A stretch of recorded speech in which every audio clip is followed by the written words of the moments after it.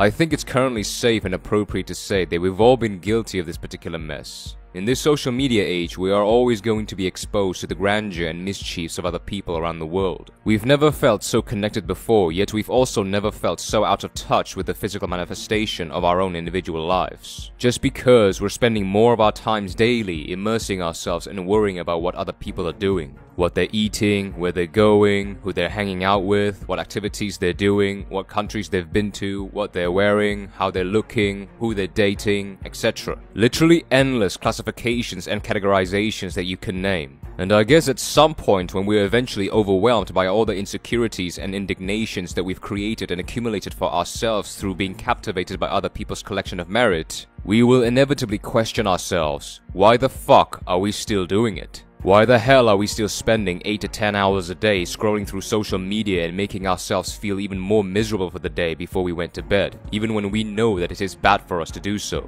Well, gentlemen, the simple answer is because you've been utterly plugged in into the world of self-esteem porn, and just like regular porn, nearly everything is escalated and manipulated. This urge to extensively consume these idealistic portrayals comes from a place of significant level of lack due to the sense of fear, laziness, incapability, impatience, dissatisfaction, and unavailability or inaccessibility to manifest our desires into physical demonstrations. We just want to feel somehow hastily stimulated to satiate our own desperate and convoluted emotions. We watch porn because we are either fearful, lazy, incapable, impatient, unsatisfied, and/or in shortage of real-life physical intimacy. Similarly, we pay too much attention to other people's lives online because we are either too fearful, lazy, incapable, impatient, unsatisfied, and/or seemingly insufficient to become the main star or the main protagonist in our own lives, pursuing and experiencing both physically and mentally cultivating endeavors. That is why, again, just like porn, you ended up making the deliberate choice to stimulate yourselves impulsively and precipitously through experiencing them from other people's point of view, because you are lacking and/or unable to experience them yourselves. Now, having said all of that, the main question and also the most crucial question you should be asking yourselves is not why am I doing it or why can't I stop doing it.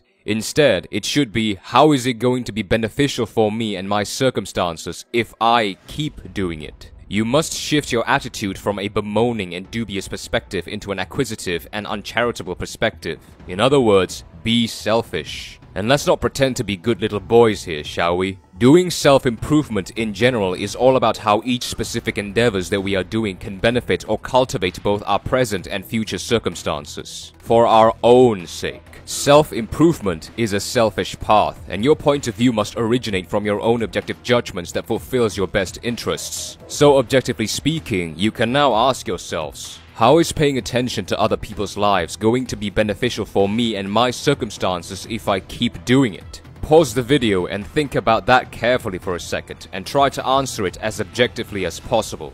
If you are struggling to answer that question, then let me answer it for you. Because if you ask me, aside from trying to establish new legitimate business connections or network, which are quite rare, and being able to partially help in revitalizing or clarifying your competitive drive should you be able to properly utilize the emotions that you get from your insecurities, I literally don't see anything more useful or beneficial or purposeful you can get from doing it. There is absolutely minimal ROI for most of the time, and worst of all, you are exhausting the most precious commodity and resource that you have, your time. And we all know time does not add. Once you lose it forever. So just try to calculate the amount of time that you spend sitting or lying down going through literal portfolios of people's documented moments that you could instead use to make your life just that little bit better every day. Which one would you prefer in your quote-unquote self-improvement journey? So again, objectively speaking, it shouldn't be your business because it is none of your business. Apart from your own family members, one person's life is their own concerns to account and their own blessings to enjoy, and so is yours. So keep it that way.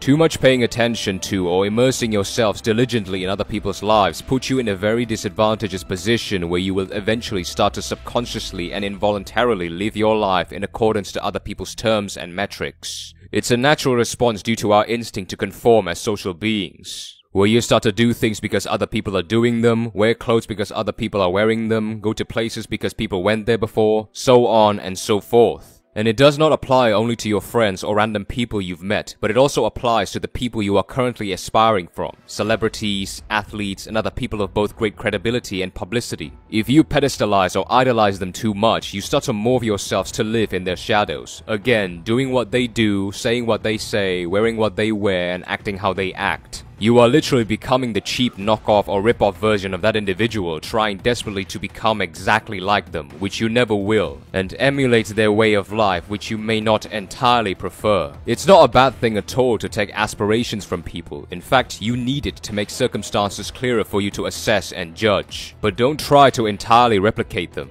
Cherry-pick those traits, the ones that you like the most and the ones that you can relate and associate with the most. Put your own twist on them and apply them to your own life so that they can help you manifest your own specific desires relative to your own individual circumstances. Don't be a total mimic. Don't live predominantly or entirely in other people's shadows. Create your own character and lifestyle from which you can make it simpler and clearer to envision and pursue by aspiring from other people, but not obsessing or fixating on trying to become exactly like them. It's like one man said during his prime, winners focus on winning, losers focus on winners.